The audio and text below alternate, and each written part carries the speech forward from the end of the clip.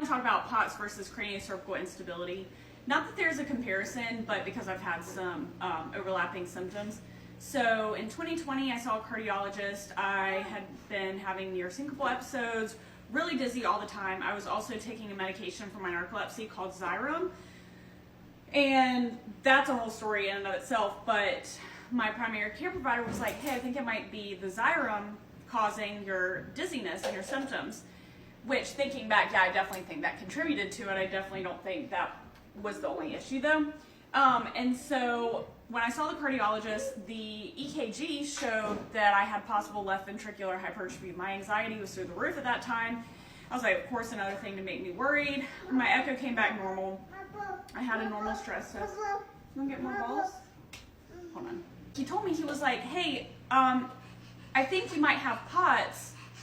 Increase your sodium intake and fluids and just treat it like you do. And I was like, okay, well, fast forward to this year, and I would say my symptoms improved with increased fluid and sodium intake, but then my blood pressure this year started bordering like 140s over 90s more often than not. Now, if I'm like not stressed and I'm laying flat, it can be like 106 over 60s, so it's like great. But anyways, I saw a cardiologist again because I went to urgent care and at the end of June, and my EKG showed possible right ventricular hypertrophy. And so I saw the cardiologist, and he told me, we did orthostatics, they were normal, of course, and he told me to decrease my sodium intake. He didn't know why anyone had ever told me to increase it. And I was like, okay, sure. Just, I guess, because my orthostatics were normal. Keep in mind, it's a great cardiologist. Like, I really like him a lot, so whatever. Anyways, so I've been cutting down my sodium intake the past couple months. I'm not on any medications other than a prenatal vitamin. And backstory to that is because I do have narcolepsy, I was taking Ritalin to manage my excessive daytime sleepiness, but I thought that the Ritalin was contributing to my anxiety. So I cut that out in July. So I haven't been on a stimulant in like 4.5 months.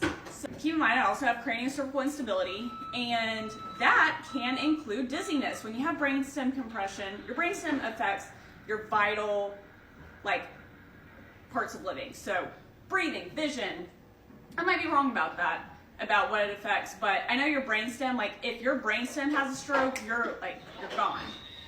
So, like, I've been having dizziness with standing, walking, turning. The turning part is more so craniocervical instability, brainstem compression type stuff. I think it's like medullary syndrome or something. And recently, when I've been standing, I've been seeing stars, near syncopal episodes again, and I checked my heart rate the other day from lying to standing. It went from like 52 to 114 within 30 seconds.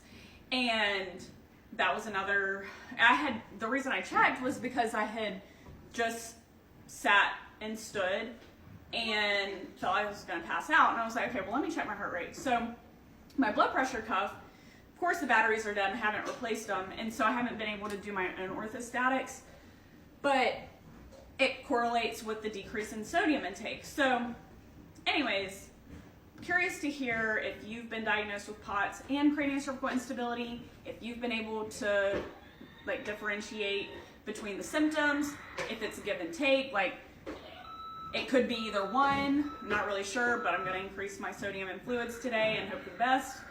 I know one of the warning signs with craniocervical instability is worsening symptoms, but I'm not really sure what to think.